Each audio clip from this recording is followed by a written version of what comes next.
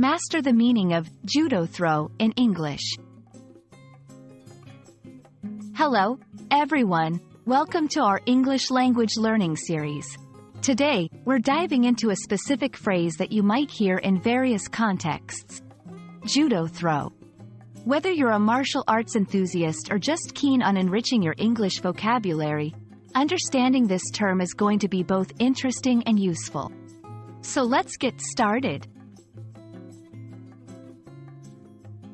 Before we get into the meaning of a judo throw, let's talk about what judo is. Judo is a modern martial art that originated in Japan in 1882. It's a form of competitive sport and a means of self-defense that emphasizes flexibility, efficiency, and mental discipline. The word judo in Japanese means the gentle way or the way of suppleness. A judo throw is a central technique in the sport of judo. It involves using the opponent's force against them to execute a throw.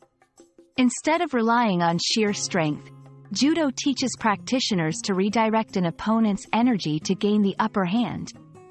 There are many types of judo throws, and each has a specific name and purpose within the sport. Some throws are designed to immobilize an opponent, while others aim to place the practitioner in a position of control. Understanding the term judo throw is important not just for judo practitioners but for anyone learning English. It can be used metaphorically to describe a situation where someone has been outmaneuvered or bested by a clever or unexpected tactic.